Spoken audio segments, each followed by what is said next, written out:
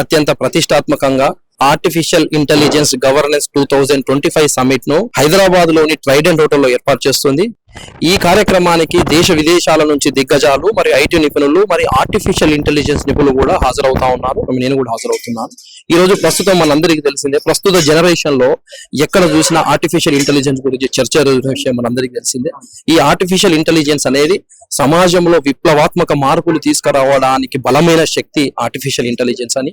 అంతేకాకుండా ఈ రోజు ఒక్కసారి మనం పరిశీలించినట్లయితే ఈ టెక్నాలజీ సాంకేతిక అనేది మనను మారుస్తే ఈ రోజు ఆర్టిఫిషియల్ ఇంటెలిజెన్స్ అనేది సమాజాన్ని మారుస్తుంది. సో ఈ యొక్క టెక్నాలజీకి విప్లవమే ఆర్టిఫిషియల్ ఇంటెలిజెన్స్, సాంకేతిక విప్లవమే ఆర్టిఫిషియల్ ఇంటెలిజెన్స్ అని. ఈ రోజు మనం ఒకసారి ఆర్టిఫిషియల్ ఇంటెలిజెన్స్ అనేది కాయిన్స్ కి బొమ్మ బొడుసున్నట్టు రెండు విధాలుగా ఉంటుంది. ఒకవేళ మంచికి యూజ్ చేస్తే వండర్స్ క్రియేట్ చేయవచ్చు, అద్భుతాలు క్రియేట్ చేయవచ్చు. అలాగే చెడును కూడా కొంత చేస్తున్న పరిస్థితి ఏర్పడుతుంది. ఇప్పుడు ఈ రోజు ఉదాహరణ తీసుకున్నట్లయితే కేరళ గవర్నమెంట్ లో ఒక సాల్వ్ గాని ఒక కేసును ఇన్వెస్టిగేషన్ ఈ ఆర్టిఫిషియల్ ఇంటెలిజెన్స్ ద్వారా వాళ్ళు సాల్వ్ చేశారు. ఒక అద్భుతం అన్నట్టు ఏఐని ఉపయోగించి.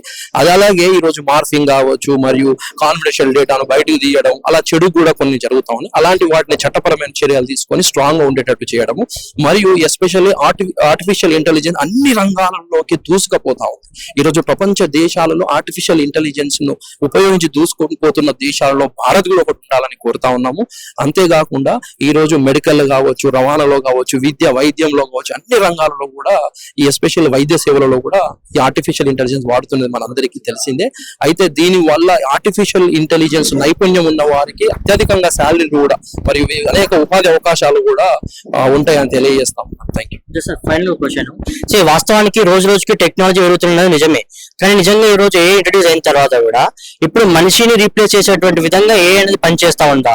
అండ్ ఇంకో నా క్వశ్చన్ ఏంటంటే, యాక్చువల్గా ఏని క్రియేట్ చేసి కూడా ఒక హ్యూమన్ బీయింగ్, అటువంటిది మనిషిని మించినటువంటి ప్రాబబిలిటీ అది ఎట్లా చేస్తుందంటే ఏం చెప్తారు? ఏఐ అంటే నేను ఏమంటున్నా, ఇప్పుడు ఈ రోజు కంప్యూటరు మరియు మనిషి యొక్క మేధస్సుకు సమానంగానే ఆర్టిఫిషియల్ ఇంటెలిజెన్స్ అనేది పనిచేస్తూ ఉంటది.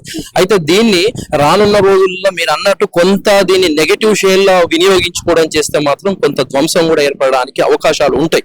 అది కాన్ఫిడెన్షియాలిటీ ఆఫ్ ద డేటా కావచ్చు. మనం మంచికి ఉపయోగించుకుంటే మాత్రం అద్భుతాలు. అందుకే వీటి మీద ఎలాంటి చెడుకు ఉపయోగించినప్పుడు చట్టపరమైన చర్యలు తీసుకుని కట్టడి చేయడానికి మనం ప్రయత్నాలు చేయాలి. ఎందుకంటే సాంకేతిక అప్డేట్ అవుతా ఉన్నాం. సాంకేతిక అప్డేట్ అయినప్పుడు ఈ రోజు సాంకేతిక విప్లవంలో అప్డేటెడ్ వర్షనే ఆర్టిఫిషియల్ ఇంటెలిజెన్స్. సో దీన్ని మనం ఉపయోగించుకొని సమాజాన్ని, రాష్ట్రాన్ని, దేశాన్ని భవిష్యత్తులో ముందుకు తీసుకెళ్లడానికి మంచికి ఉపయోగించాలి కానీ ఈరోజు చెడుకు ఉపయోగించడం అనేది కరెక్ట్ కాదు. కానీ మీరు అన్నట్టుగా కొంత దాన్ని కూడా ఉపయోగించి కొన్ని ఇష్యూస్ అయితే రావడానికి స్కోప్ ఉంటుంది కాబట్టి దాన్ని కట్టుబాటు చేయాలి.